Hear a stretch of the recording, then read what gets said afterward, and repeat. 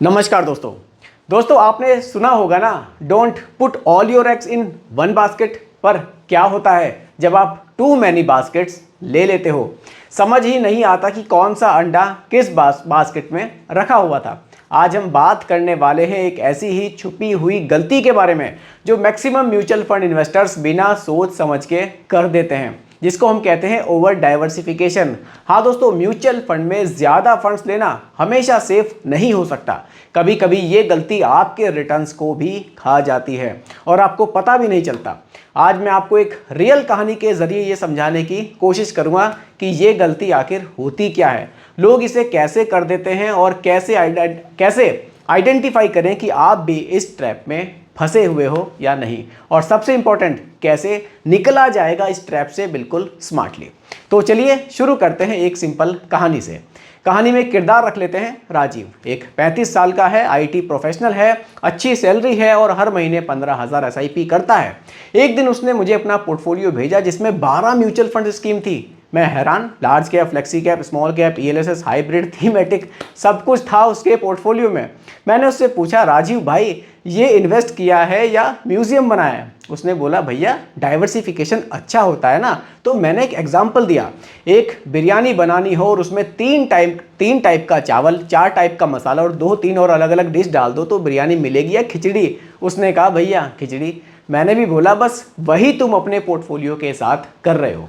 अब समझते हैं कि ओवर डाइवर्सिफिकेशन आखिर होता क्या है। देखिए, जब आप एक ही कैटेगरी के एक जैसे फंड से ज़्यादा ले लेते हो, जैसे कि 3 लार्ज कैप ले लिए, 4 फ्लेक्सी कैप, 3 मिड कैप, तो आपका पैसा अननेसेसरीली स्प्रेड हो जाता है। आप सोचते हो कि आप रिस्क डाइवर्सिफाई कर रहे हो, पर असल में आप रिटर्न्स को डाइल्यूट कर रहे होते हो, क्योंकि ज़्यादातर फंड्स सेम ही स्टॉक्स में इन्वेस्ट कर रहे होते हैं।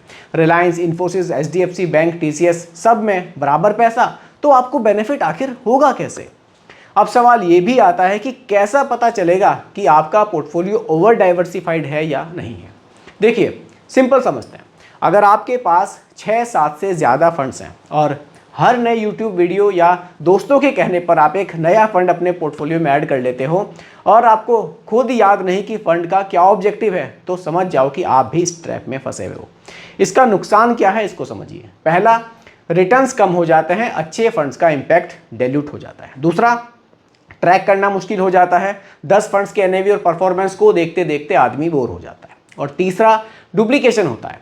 आपको लगता है कि पोर्टफोलियो डाइवर्सिफाइड है, लेकिन एक्चुअल में स्टॉक्स सेम होते हैं। और अगर चौथा भी मैं आपको बताऊं तो हर फंड का अपना एक्सपेंस रेशियो होता है, ज़्यादा फंड्स ज़्यादा चार्जेस। अब बात आती है दोस्तों सॉल्यूशन की। सबसे पहला कि फंड काउंट को आप कम करो। अगर आप 5,000 से 10,000 इन्वेस्ट कर रहे हो तो मैक्सिमम आप 3 से 4 फंड्स रखो बस। 15 से 20 कर रहे हो तो 5 से 6 फंड्स मैक्स। और अगर 25,000 या उससे ज़्यादा निवेश कर रहे हो तब आप 7 से 8 स्कीम्स, बस इससे ज़्यादा नहीं। हर कैटेगरी का एक अच्छा फंड लो, एक फ्लेक्सी कैप लिया, एक मिड कैप, एक स्मॉल कैप, एक ईएलएसएस, एक हाइब्रिड, गोल्ड बेस्ड। बस हर फंड का ऑब्जेक्टिव क्लियर होना चाहिए। इमरजेंसी के लिए हाइब्रिड, टैक्स सेविंग के लिए ईएलएसएस, लॉन्ग टर्म के लिए फ्लेक्सी कैप या मिड कैप या स्मॉल कैप। और सबसे इंपॉर्टेंट, हर नए फंड को सिर्फ इसलिए मत लो क्योंकि किसी ने बोला। फोमो से बचना है। म्यूचुअल फंड इन्वेस्टिंग कोई व्हाट्सएप फॉरवर्ड बेस्ड काम नहीं होता, इसको क्लियरली आप थोड़ा सा समझ लो। एक एग्जांपल और समझ लो। मान लो रवि नाम का एक बंदा है, 32 साल का है, 12,000 पर मंथ इन्वेस्ट करता है। ओवर डाइवर्सिफाइड बंदा क्या करेगा? 10 से 12 फंड्स ही ले लेगा। 3 लार्ज कैप हो गए, मिड कैप हो गई, ईएलएसएस हो गया, हाइब्रिड भी हो गया, थीमेटिक भी हो गया। लेकिन एक ऑप्टिमाइज्ड इन्वेस्टर क्या करेगा? 5,000 पराग पर एक फ्लेक्सी कैप में, 4,000 एक्सिस का मान लीजिए मिड कैप में डाल दिए, 3,000 किसी एक ईएलएसएस में डाल दिए। हो गया काम simple. Clear goal based investing, easily trackable. और दोस्तों, अगर आपके पास ऑलरेडी 8 से 10 फंड हैं तो अभी बैठ जाओ और देखो कौन से फंड सिमिलर हैं, उनको मर्ज कर दो। पुअर परफॉर्मिंग फंड से आप एग्जिट भी कर सकते हो, लेकिन थोड़ा सा टैक्स को ध्यान में रखकर। कोर पोर्टफोलियो बनाओ सिर्फ 3 से 5 फंड्स का और हर साल एक बार उसको रिव्यू जरूर करो, जैसा कि हेल्थ चेकअप होता है। अगर कंफ्यूजन हो तो एक्सपर्ट से पोर्टफोलियो आप रिव्यू भी करा सकते हैं।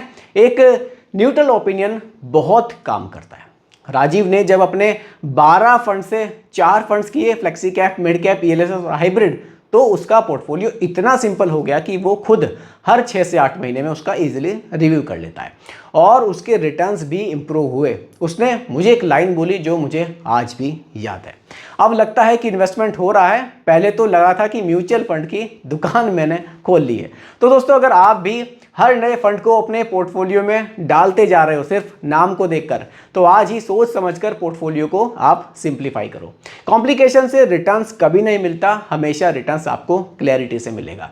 अगर ये वीडियो आपको पसंद आया हो तो लाइक करना मत भूलिएगा और कमेंट करके मुझे ज़रूर बताइएगा आपके पोर्टफोलियो में आखिर कितने फंड्स हैं। अगर आप चाहें तो हम भी आपका पोर्टफोलियो रिव्यू कर सकते हैं।